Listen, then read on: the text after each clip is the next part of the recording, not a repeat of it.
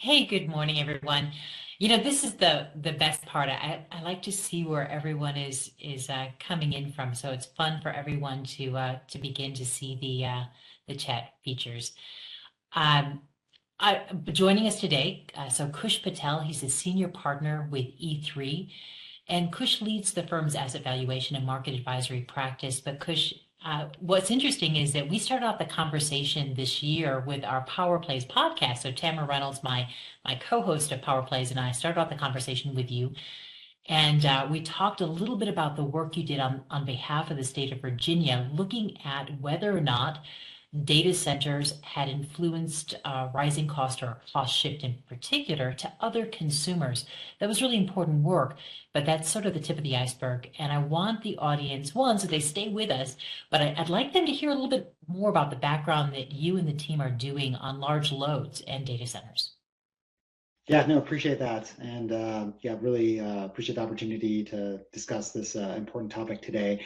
I think we're a little bit unique here at E3 in which we span kind of the industry, working with both like public sector clients, working with many utilities, public and kind of investor owned, as well as working quite a lot with individual hyperscaler data center companies, commercial kind of actors, investors. So I think we get a kind of a 360 view of things that are going on. And as I think we all know, this is a very kind of cross-cutting and multidimensional type of kind of issue with large loads, and what is even a large load, right? And there's no standard definition for any of this, and it's really different across like the different regions of the US. But we are kind of looking at this from, like I said, multiple angles, looking at it from kind of a state or national kind of regulatory policy perspective, like we did in Virginia and other places. We've also worked with a lot of utilities, thinking through everything from kind of C-suite strategy to kind of rate design, cost allocation, forecasting of these loads. What does it even look like over time after this kind of initial, call it boom, kind of subsides, if ever, and when and how that kind of works across multiple scenarios. And then maybe kind of the more, the last piece of it, as well as working with some of these individual kind of data centers, right? And they're not just a monolith.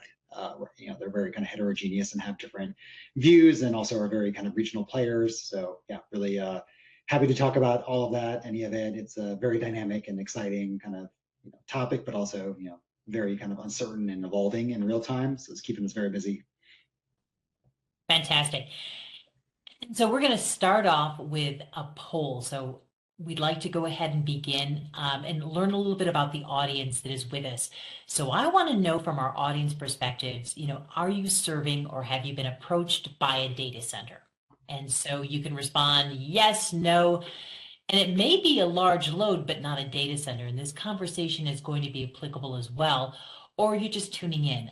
So let's take a look. We're going to let the polling results occur, and uh, and then we'll get into a little bit of the topic ahead of us. So polling is occurring, and it's a good way to warm up and figure out not only who's out there, so um, but also kind of figuring out you know who's seeing what. We've got a couple of folks that are learning, and you're going to see this in the chat function. So you'll see polling and chat. So on the side of your WebEx, you should be able to pull down both chat and polling to see what's occurring. All right. So, okay. So I would say about a third of the folks that are online right now, um, are seeing data center activity, have been approached actively by data centers. A few have been approached by other large loads. So good. So this conversation is definitely for you. And then also, if your organization has not been approached by a large load, we're going to tell you a little bit why this is still an important conversation to listen to, especially as we think about how load is going to develop. As a starting point to this conversation, you can't pick up a newspaper, you can't take a look at the web and headline news without being inundated with discussions of data centers.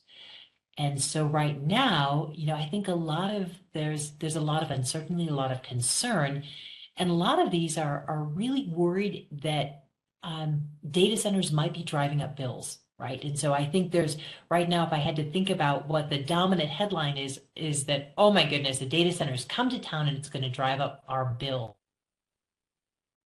And I think you did some really important work here to talk about at the local level in controlling those costs, we've done a really good job about this.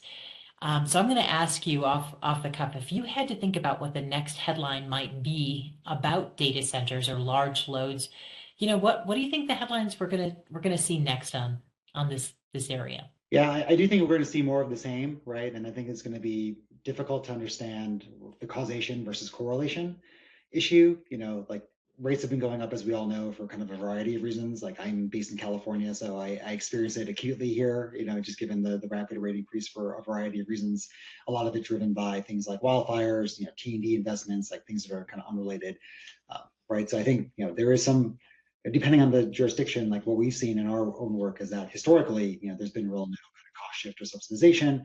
The kind of cost allocation, rate design work kind of as intended, with kind of pretty good kind of like allocation and also just adjustments over time, right? So what we would expect to see, given all the work we do with utilities, that that would be kind of either a neutral or maybe slightly beneficial impact to other customers. But as we enter in this new era where there's going to be a lot of infrastructure build to just support these new large loads, like there could be kind of a more supply and demand kind of balance of the whole kind of market. And that I think is a bigger issue than just an individual like facility or data center or large load who is not really causing it on like kind of an individual basis, but an aggregate, right, are causing these market shifts. But again, I don't think we've really seen that in effect outside of like Virginia or other places that are kind of on the forefront of this. To me, it's much more of a future problem. So maybe they are getting blamed for it, but I think the work that we've done and the analysis shows that it may be a little bit a correlation issue, but then going forward, of course, right, the amount of loads that we're talking about in aggregate is so large that you are shifting the market appreciably until supply kind of catches up and you reach a new supply demand equilibrium, which depending on what you believe in terms of like the load and supply, like could be soon or a while from now. Super helpful. So for the audience, we're going to try to bucket the conversation really into three areas. One, understanding why a different approach is required for serving large loads, understanding large loads and why a different approach is needed. And then the next is I really want to delve into some of the innovative approaches that utilities are adopting to serve those large loads. We've had some great conversations here at CoBank with a number of really important thought leaders in the cooperative space. We're going to be sharing those and getting those published out in January, our guidebook conversations. But I think we can kind of focus in on a number of innovative approaches and the commonalities they share. And then lastly, let's talk about that macro issue. So let's talk a little bit about power supply options and talk about the fact that we may not see power supply move in lockstep with the movement of these large loads. So let's go ahead and begin. And our first conversation is going to really focus on, what are these large loads and why are they different? As a starting point, there's an EIA. So the EIA annual energy outlook sort of comes out every 2 years now. So it's a biannual development. And what I've shown here is a table that shows where they took a pulse of where they think long-term demand is in 2023, and then they updated it recently in April of 2025.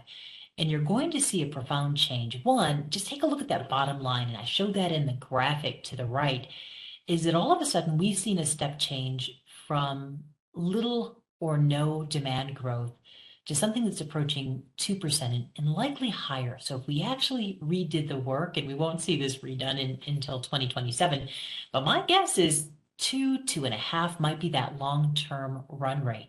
Now, we haven't seen that level of growth in the US since the 1990s. So that in of itself, you had me at growth, Jerry Maguire, but I think that's a really important moment for us to talk about. But where is it occurring? As we disaggregate growth into these consuming sectors, residential, commercial. By commercial, this is kind of where we lump those data centers. Industrial, those are the manufacturing, transportation, electric vehicles. What we find here is that two segments are pretty standout here. The commercial segment, that's the data centers, rising at roughly 2% run rate, and then manufacturing, right?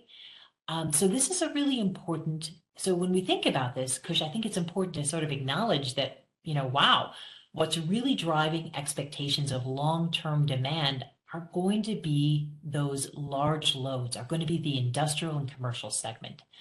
Um, what and driven by a couple of different and we haven't seen this in a while, right? We haven't really seen this type of growth in the US really since the 60s, 70s, and 80s. So to be honest with you and to be fair, we haven't experienced this type of load growth in 50 years. Yeah, no, that's right. I think we wrote a white paper about a year and a half ago, two years ago, about the era of kind of load growth is back, and yeah, being driven by kind of a number of different things, including large loads, manufacturing, data centers, of course. And I do think like the kind of the average kind of hides right what's going on in various regions. Like as we all know, like parts of the Sun Belt, Southeast, other places have been growing for quite a while from demographics, industry, things like that. This being supercharged, but also is kind of impacting other regions that have been, maybe even like declining, right? And have been kind of seeing a downtick in terms of industrials and manufacturers and things like that. Also, just maybe just like from a math perspective, right? Like even if the percentage is similar, right? We're starting from such a higher number that the absolute number is much greater. So, 3% growth in the 60s or 70s was on a much smaller, amount of gigawatts and usage. So, Right. just I think, maybe the percentage we've seen before, but I don't think like the absolute number is unprecedented actually in terms of just the tens of gigawatts that folks are talking about in a very compressed period of time, which is something that we think about a lot, right? It's like, here's all the demand and all the applications, but also, what is the realistic like way to do this? Like, what's the best we've ever done in this market, right? We've only ever interconnected X gigawatts in a year. So do we think we can do 2X that for the next decade without, fundamentally how, things are being done kind of at a utility level, at a state policy, regional level, right? All the things you need to actually hit these targets. So yeah, we take a lot of these numbers with a grain of salt, but also want to understand kind of what you need to actually do to hit these things, right? Rather than Yeah. And I think to your point too, is it's not just the aggregate because the story becomes really interesting on a disaggregated basis. So if we take a look, this is a great slide that was put together by EIA for their their Today in Energy daily blog, which is really a fun read. But here they said, hey, it's not this future date. So we've talked about this moment of electrification, that moment has arrived. And we are seeing double-digit growth occurring in Texas, for example. This is one area, epicenter of significant growth. We are seeing a surge in PJM, right? And even the US average. So if we take a look, and this is really a percentage change since 2024. So since last year and what we think going forward, double digits in Texas, PJM approaching double digit, and even the US, 5% since 2024. So very significant growth. The pockets of growth are important. And in areas that, if we think about it, Georgia has had a breakout moment. So more data center capacity being added in the state of Georgia than in Virginia. Now that's a first. Virginia has long sort of held you know, the the lead in terms of adding data center capacity, but now it's Georgia, according to CBRE. So pretty big numbers. Location is important. Um, but let's talk a little bit about, when we talk about large load, you sort of mentioned this, Kush, but large load is different and it's in the eyes of the beholder. So I want to go to our audience one more time, and I'd like to queue up our second polling question, which is, let's hear a little bit about, when you think about your new large load request, I'd like to hear from the audience. What does that look like? Is that at 25 to 50 megawatts? Is it 50 to 100? Is it 100 to 200? 250 or greater, or not applicable? So I'd like to hear, when you're looking at large loads, what are you facing? And we'll go ahead and let this collect.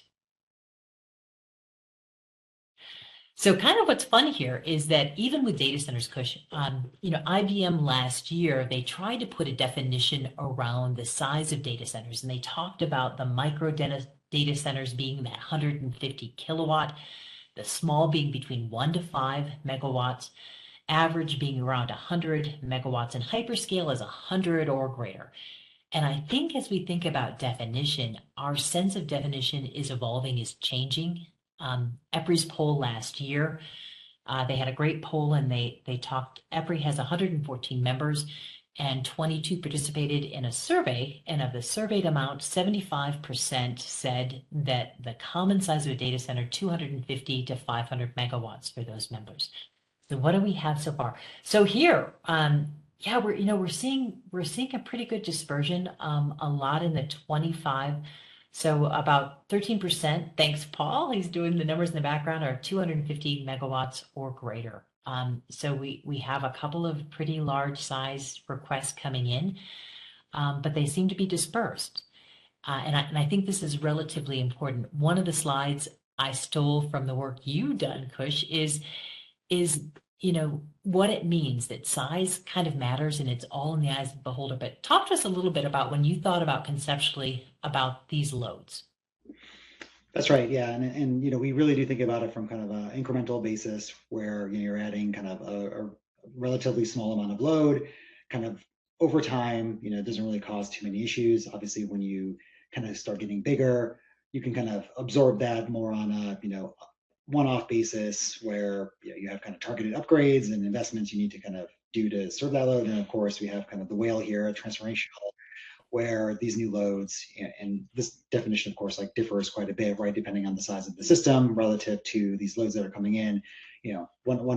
One utility or service territory is like whale, could be someone else's minnow, or sturgeon, if I'm getting my fish analogies right. But it really does become like a question of just what each individual kind of load is causing, and then also what does that look like kind of in aggregate. And I think again, like one thing that we work with folks is that even if you do kind of update your approaches, tariffs, things like that, it may not hold if this kind of continues, right? Like the system from our perspective was never really designed well to accommodate this like transformational loads that are occurring over a long period of time, right? Like they're usually a few of these happens and then they're there and then it kind of stops for a bit, right? So I think that is also kind of the way we think about it, but all has like pretty big implications in terms of just that infrastructure need I was talking about, and kind of all the supporting mechanisms and policies and kind of approaches that you would need to kind of manage these different types of loads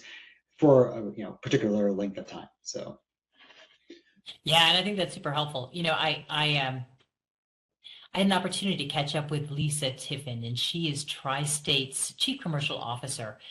And taking a look at the sort of interconnection requests that they have received from their membership, which is significant. So when they think about this, over the last 5 years, they would see incremental requests on average. They're anywhere from 5 to 20 megawatts. Historical mean is around 7 megawatts over the last 5 years.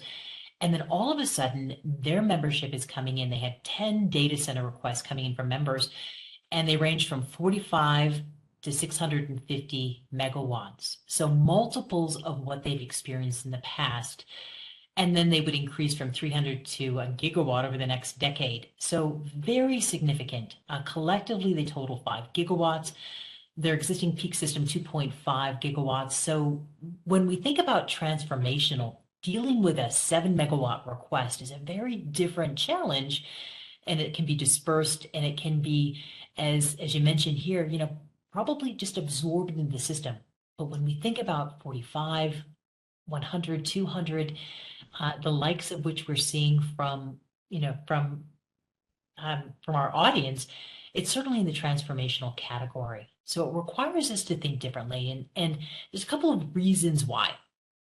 One, I think the speed and scale that we're seeing these new interconnection requests come into our utilities, are much greater than we've seen before. Some of which are speculative in nature, right?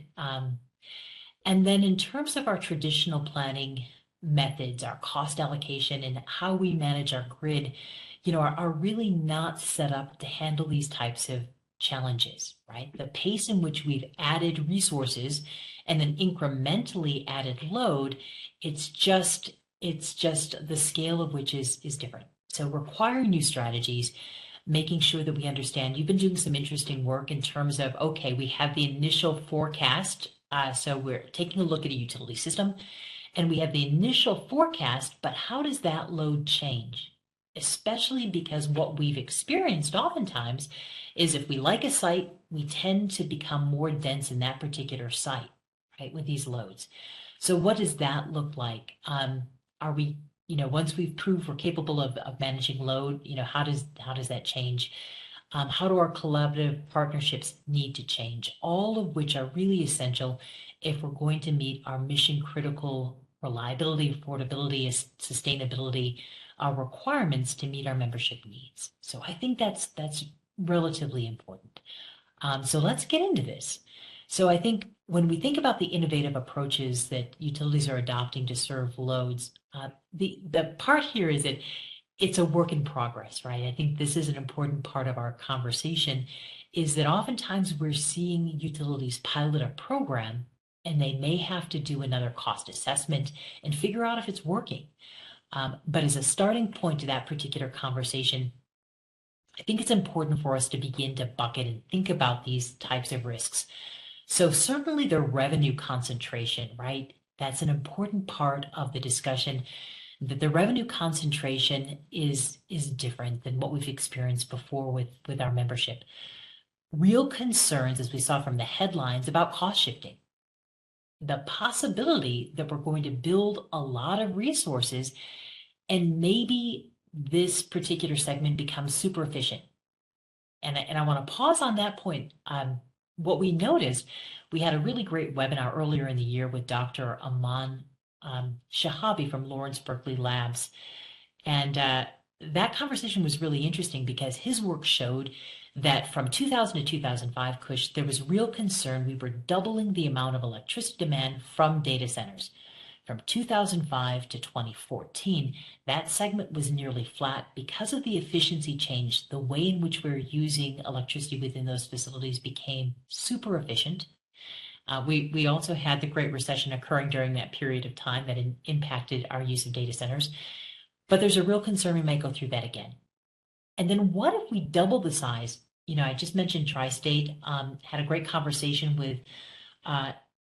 John Hughes' team over at Rappahannock. They're also talking about doubling their size, and so if we double the size of the system, we double those costs. Those are ongoing costs we're going to have. And then lastly, and not least important, are the local economic impacts, right? That might be more than what we're used to sort of managing from a utility perspective. So I think these are great. So I really want to break these down, and I'd like you to talk to us a little bit about, it's a very busy slide, but why don't you break this down for us? This was some work you did. You published this, I think was about a month ago. Is that correct? A few months ago, yeah. This was a white paper that was sponsored by the Data Center Coalition, looking at kind of best practices with credit and collateral requirements. But really, it came down to kind of thinking about risk of a data center project and how that risk looks from kind of a data center customer perspective, how that looks from a utility perspective, and then how do you think about that from a kind of credit collateral perspective. And I think one thing that we had been seeing, right, is that everyone's looking at various ways to manage and kind of forecast and control risk, from like I would say a la carte perspective, like looking at each individual item rather than kind of holistically, and looking at it kind of from a life cycle perspective from both, again, a customer, who's coming in with a large load request and doing all of the, call it pre-permit, pre-construction, construction post-COD. What does that look like from their perspective? And of course, not all, large load customers are the same. They're going to have like a different business model. They might have different kind of risk profiles, but I think, generally speaking, this is how we look at it from, what does it look like from a developer and a customer perspective? And then of course, what does it look like from a utility perspective? And it's not, symmetrical, right? Like, the utility may not be taking on a whole lot of risk initially, until those projects become more real as they kind of advance through the interconnection and kind of, siting process. And then I think, there's kind of some interesting points where, there could be some mutual de-risking where, utilities and others who can be, kind of more proactive in thinking through and understanding where that customer is coming from, could allow for, I don't want to say leniency, but just, different like flexibilities, different choices, which then will allow that customer to become more, kind of less risky, right? For example, like if it's a data center customer that, has a co-location model and needs to go out and get like a tenant for that data center, you may want to allow that to happen first rather than imposing, relatively strong kind of collateral requirements that would then maybe force that customer to go somewhere else. and that would be kind of mutually like, bad for, I think, both parties in that particular situation. If that was a good project that just needed like another 30 days to get to the next milestone or finish line. So, I think those are the things that we see, that are helpful, and kind of that transparency and mutual communication is helpful in some ways. And again, like Teri was saying, a lot of learning going on, like everything's kind of evolving in real time. But yeah, from my perspective, it's always helpful to be transparent and understand kind of the risk and what both sides are trying to solve for, to kind of get at that ideally win-win situation where no one's really trying to take on too much risk or shift it inappropriately. I think it's just really more about kind of symmetry and making sure the customers are kind of protecting themselves to some extent, because they're also facing uncertain timelines and things like that, but also the utility as their kind of unique role to protect kind of ratepayers and everybody else, like, are also taking that view as well. Yeah, that is super, super helpful. So what's interesting here is that you had mentioned, so there's a couple of key areas, and I like to think about this, the process. Had a great conversation, and Wilbur Rollins of Novak gave me a great sort of mental picture, which kind of talked about he thought about this like a relay race, that there's a baton handoff that occurs in terms of understanding and organizing risk and categorization of risk. So you talked about, there's a lot of sort of risk up front until sort of the monies are being spent. So we are going out, we're getting equipment, but really important to understand. But there's also some time and attention that's required here as well. One interesting part is that in the customer risk, there could be a lot of shopping around that's occurring, right? Right now, we're looking for open power supply and assessing this part. So when we think about the customer risk, one way the customers might be de-risking is to reach out to multiple utilities to figure out, where they're actually going to be able to find a viable site for development. So in this, it's not uncommon to have three or four different inbound inquiries in the same sort of area. So I think the interesting part is just, you talked a little bit about this in the pre-permit, the pre-construction, pre-capital spend being on the customer risk. But I would kind of put back to you is that, we do have this problem with inbound inquiries that may never materialize as a real load for utilities. And it's certainly taking a lot of our time and attention. No, absolutely. I think the way I think about it, there's kind of three sources of risk or forecast error. In other words, right? There's kind of the, top, like, underlying, like, what is the demand for AI and what is the demand for compute and cloud services, and those are kind of macro kind of questions. And right now, right, like, all the forecasts are up and to the right. As anyone here has forecasted, those forecasts that's like super linear and super big are usually like not true. There's usually kind of dips, pauses, maybe even kind of a bust over time, right? So it's usually more of a sawtooth shape or something like that. I think there's a lot of double counting that goes on, across markets, like you were saying, like, not, like, people need to kind of spread the risk around, and they don't have a guarantee on like any one particular site. So that's like a pretty rational behavior. We see that a lot on the generation interconnection side. And I think there's kind of the double counting within a service territory or specific jurisdictions, like a larger like hyperscaler in the data center context might send like three or four kind of folks out there to kind of look for things, and they only really need one site, right? So I think there's those compounding layers of kind of error or risk, and I think there's also interesting correlations as well, right? Like, I think a lot of folks treat each application or each kind of facility kind of independently of each other, but as we all know, these are all like being dictated by very large companies that are all moving relative in concert. So not all of them are going to do the same thing everywhere, but it's very easy to kind of foresee a situation in which all of them would do something all together all at once, right? Rather than just each individually making their own kind of siting decisions in a vacuum. So I think those are the types of kind of correlated risks, as well as just error that pops up. As we all know, like, a lot of these queues are not, I want to say speculative, but at least inflated to some extent, and there is real double counting going on. So I think there is like that aspect to understand how much is quote unquote real how much of this will kind of change over time, and then also different ways to kind of de-risk that. There's obviously, like in this slide we showed kind of a credit and collateral perspective, but there's also ways to like reallocate capacity, de-risk some of these investments that can serve multiple purposes, multiple customers. Obviously, energy parks and things like that have been around for a very long time. There's like these different ways you can kind of think about it, and I think it also varies by like region. Like the Novik example or Virginia, if a data center customer drops out, a new one will probably fill its slot, just given that it's kind of the premier data center market and these other jurisdictions as well. So even if you don't know exactly with certainty, and there's like a lot of duplicate like folks, like maybe that's okay, because someone else will take that position in line, and maybe you're relatively de-risk versus another territory which maybe like very new, and then that risk profile might be a lot different. Super helpful.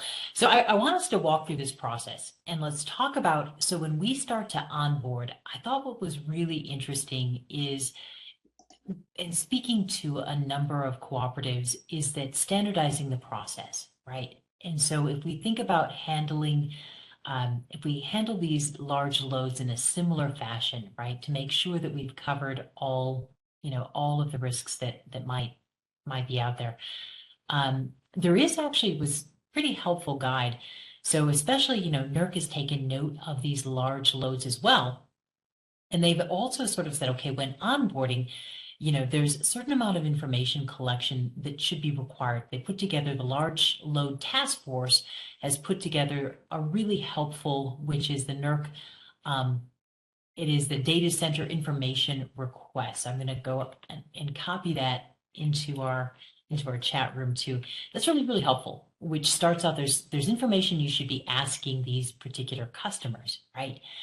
And really important. But as we start that onboarding process, the studies that are required, I know you mentioned here sort of refundable study deposit, understanding, their costs that we are incurring as we take the application process. We take an application for a new member, a new consumer.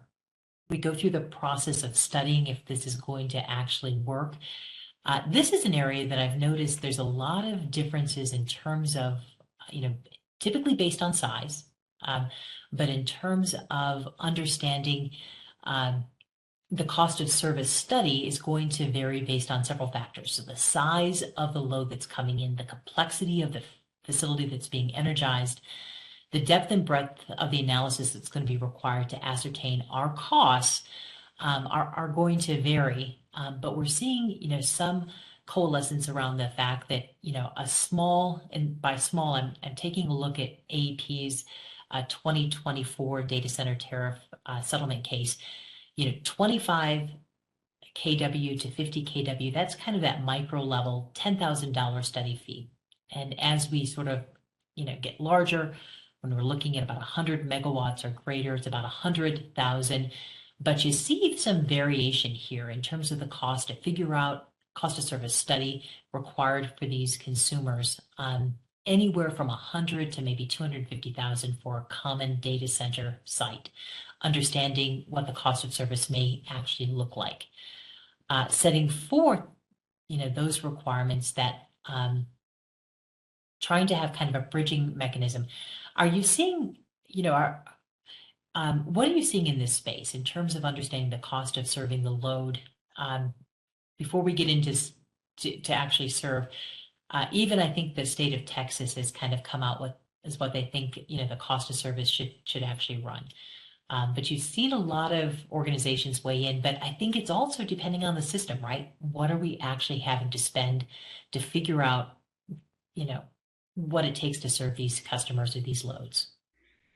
No, that's exactly right. And I think, it's both kind of, it parallels what we see on the generation side as well, right? In terms of how that process works. And of course, there's like various approaches where everything's kind of siloed, kind of one extreme is everything's kind of first come, first serve, one at a time. Both generation and load are kind of done separately. And I think the other end of the spectrum is like you try to do it all together, in a cluster, right? Those are kind of the two bookends. And of course, everyone's trying to kind of calibrate, in between those two things where, things are trending toward more of a clustering approach with certain loads. Some utilities are doing that versus, some are still doing one at a time. I think really depends on their kind of history and practices, their own internal tools, capabilities, I think we'll get into it in the next slide around kind of the people equation and things like that, right? Like it's really a question of just what fit for purpose, but also what really is required to do this in a relatively timely fashion, but also representing the fact that there's real uncertainty. Like if we knew where all the generation was, then we could do maybe load a little bit easier. Or if we knew where the load is coming in, then of course generation and transmission planning becomes a lot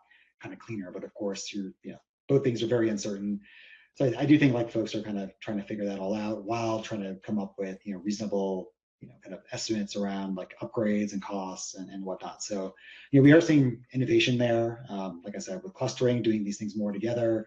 Trying to think about if generation can be added to whether it's from a utility perspective or whether that load is bringing its own generation. The BYOG kind of conversation is also kind of a BYOC, bring your own capacity.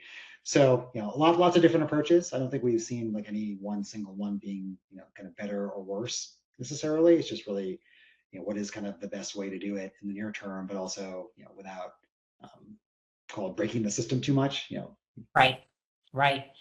And I do think this, the bridging mechanism, so the contractual arrangements, as we think about ways to sort of bridge, you see some important developments here. So using that, the letter of agreement, so the LOA, acting as a bridging mechanism for cost recovery, leading up to the point at which we've executed an energy services agreement that'll kind of take place. And then also, I've seen standalone construction development agreements. To make sure we've secured the contribution in aid of construction and making sure that those agreements align with our EPC. So I like the way you sort of organized the layout, and it's much like that baton handoff that we actually see. That's right. Yeah, I think like the capital piece of it is relatively straightforward. I think it's I think most of these customers don't mind paying for direct infrastructure, especially if it accelerates the timeline. Like I haven't seen that kind of be a critical kind of issue. It's more just around, the studies and what those infrastructure, investments actually do look like, and then what's the timing of that, right? Which again is uncertain because you need to mobilize, the EPCs and everything else and secure kind of all the things you need to do before you kind of, break ground and kind of commence construction. So I think, again, like that's where like the rubber meets the road and things get really real when you start collecting those kind of kayaks and other dollar amounts to then go out and do these things. Looks like we had a question in the chat, Teri. I don't know if you wanted to. Yeah, and that's a good one. Yeah. So Andy had asked, and I love this question because this is very, so this sort of, this timeline really is probably pertinent to a data center customer, but are you seeing any difference in terms of how we're approaching manufacturing, right? In terms of the timeline may be a little different between a manufacturer and a data center. A data center, I think we've got about 18 months, a typical data center that we can stand up, and I could be wrong there, about 18 months to stand up. And traditionally, manufacturers, we've had a little longer runtime, but is it a similar approach when we think about serving large loads from, say, a different type of load? Yeah, I do think, there's kind of some obvious like differences around, call it like the extremely high load factor potential for some of those, especially with like the hyperscalers and whatnot. I do think like the other kind of differentiation is around kind of depreciation cycles of the equipment. The chips that are in there, 3 to 5 years is pretty typical.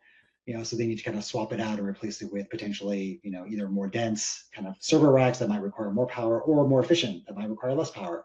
So, there's kind of like very like different, kind of profiles in terms of like their load consumption, different types of like issues. Like there's been a lot of like discussion around, like a lot of like microsecond changes with like the load being able to go super high, then drop really quickly and come back online. That could be solved potentially with like different types of like on-site, like generation or storage solutions. Like it might just be a technical problem rather than like a long-term kind of, operational problem. But I do see them as being fundamentally different in that, they don't really have a business model, right? That's stood the test of time. Like this is all very new and everyone's very enthusiastic about the future of AI, like myself included, right? But, the balance between kind of training and inference and all these other things, right? Like it's still very much TBD. The forecast or the forecast, but we haven't really seen, what this looks like as a mature market yet. And I think that's just the kind of honest truth there, and I think that's okay. Not to know where this all kind of ends, but we do see kind of like the speed and breadth being kind of unprecedented. Like I don't think any other kind of industry has seen like this amount of demand in this quick of a time, all kind of acting relatively uniformly, right? Like they're all kind of doing the same thing everywhere and all have kind of the same needs to some extent. But again, there's different ways to kind of think about the heterogeneity of some of these folks. Like some of the largest customers and like the hyperscalers are going to look somewhat similar, but then there's also a lot of other data center types of customers who are just doing enterprise computing or things like that. Like there could be like a telecom company that looks a lot different than like a Google or an Amazon. There could be a financial services company or whoever, right? So I think it's important to understand, like, yes, they might all just be like server racks in a building, but they might be doing very different things. And I think it's important to kind of understand like what's in those boxes, and then what's their kind of long-term, kind of business model potential. And even if you have a very similar class of customer, i.e. data centers who look kind of similar from a load perspective, they might be very different, kind of underneath that and how they like are looking at things. And you might want to think about that from a diversification perspective.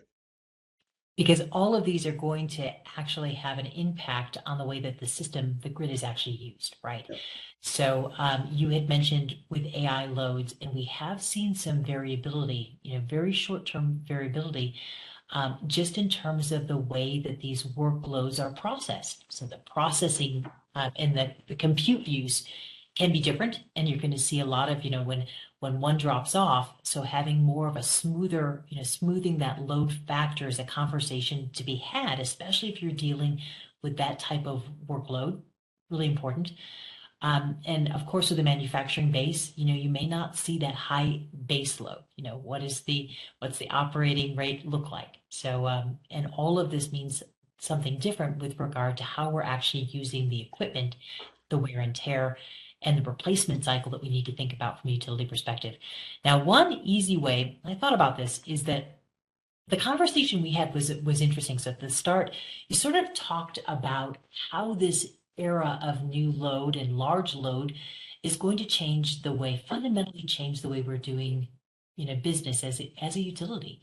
And you talked about the people equation, right? And something that we found in the conversations we've had with our cooperatives is that in some way it has fundamentally rewired the way that we need to approach the business. So, there's a great conversation, and John Hewitt makes this great statement that if the business has changed, you need to change with the business. So the cycle needs to change, the people equation. And I think initially when we were doing, initially what we're hearing back from the cooperatives is that they would overwhelm the engineering department, right? We'd have these large loads come in, and then all of a sudden that work would be just saturated just by figuring out whether or not they could be, whether or not that load could be served on the system. And there seems to be a really important change here, but you kind of talked about the change with regard to the people equation. Talk to me about that.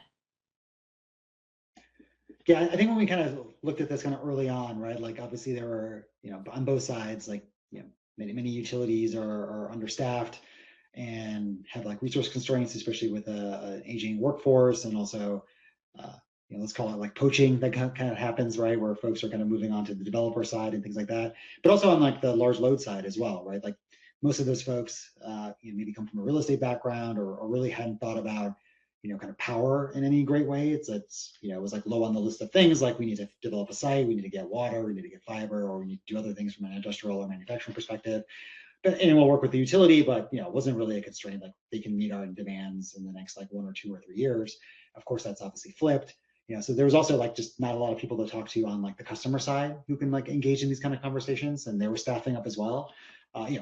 There's some notable exceptions, folks who have been very active kind of in the power and energy space previously for other reasons. But yeah, I do think like there's been kind of a, call it like an human resource kind of question and issue where, yeah, you need to have like, both sides have the expertise and experience to have a good conversation that's, kind of grounded in the reality of like the grid and the concerns and all that good stuff.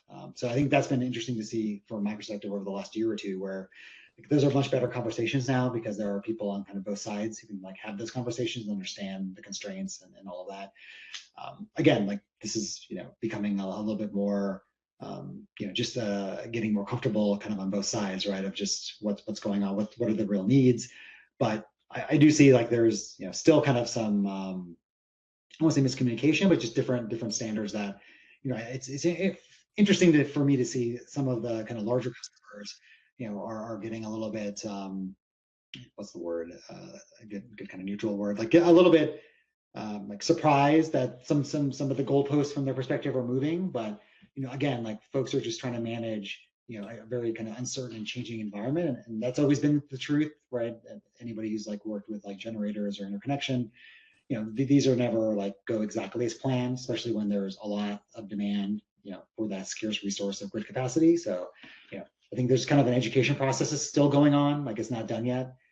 And as people kind of figure this out and try to align this, so I think from my perspective, will all of these, kind of evolutionary and kind of, things that are going on to like help make this process better over time, will that coincide with a continued, demand for more load growth, or will there be like a pause, where we can kind of catch up a little bit and then, kind of then enter into a new era or phase where it becomes a little bit easier? Or is it just kind of relentless demand that just forces, kind of continuous kind of stress and change, right? So I think that's how I think about it with my forecaster hat on. It's like how long Yeah. it lasts, and if it does last. It's the new normal, right? And so, I think that's a really important point. So I think a lot of the feedback I've received is that, we need to evaluate the organizational structure, the people equation for serving large loads. And it's important that we don't break parts of our organization. So consider distributing responsibilities amongst a wider swath of specialized staff, so beyond engineering, to better match the specific interconnection phase requirement with the skill sets required to get that job done, right? So think about establishing first a single point of contact to manage the relationship within the utility and co-op and guide the customer through the initial intake through to facility energization. So it's one team you work with, but making sure that we staffed the new requirements that the large load interconnection requirement presents, and so that these projects don't end up bending or breaking the co-op workflow. So I think that was pretty important. It's easy for us to get inundated, but making sure we've matched the skill set for what's required in that baton handoff is super important. And the other part is developing those risk-aligned processes. So I really, I would mention to our audience, if you take anything, I love the fact you've broken it down into areas, figuring out where the risk is, and make sure that we understand where we're actually warehousing risk. During intake, it's going to take time to process that request, right? Make sure we're getting paid for that time. But then there's the actual study involved in figuring out if we can serve the large load. That's a whole different area.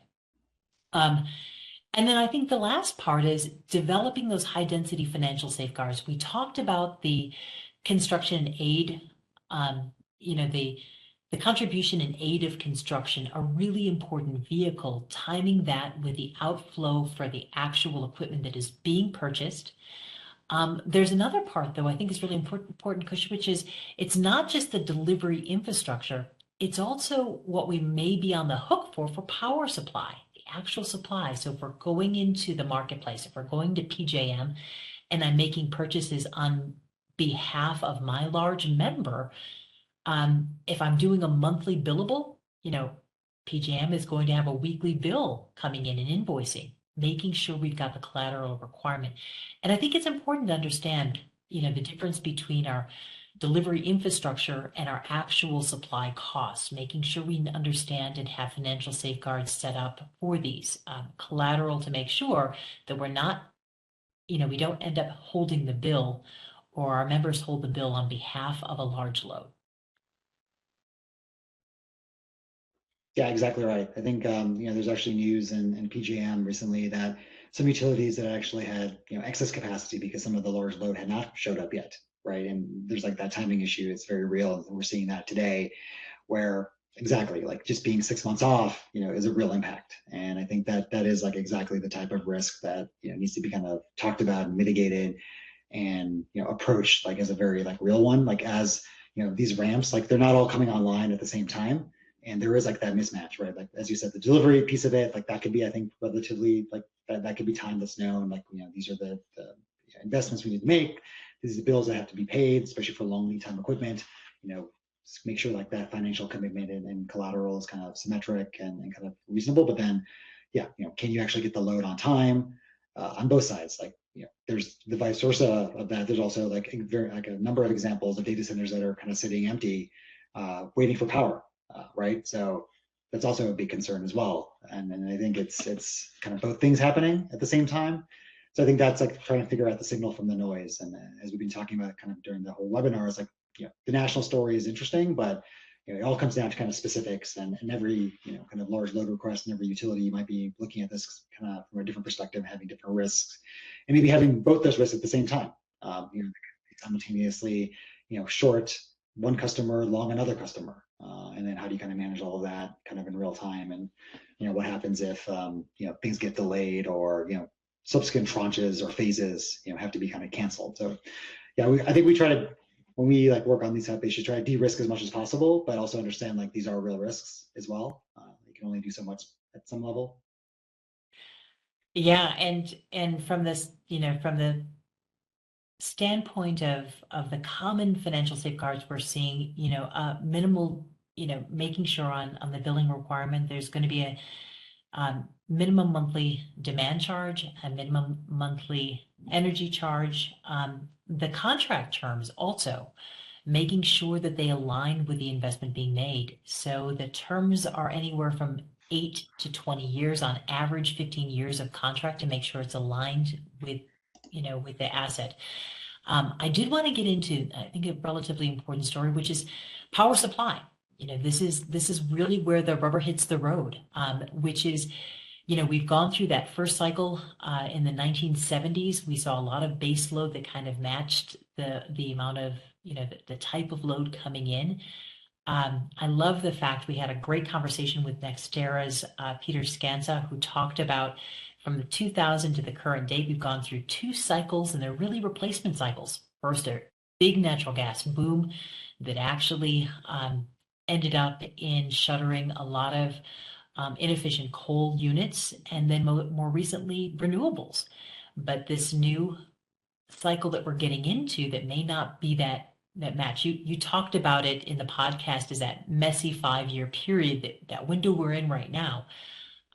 So there are a bunch of big ideas. I think the U.S. Department of Energy, Chris Wright, just put out an ANOPR to FERC talking about, hey, the way we solve the problem is maybe allow these large loads to connect directly to transmission and access their own power, or to co-locate.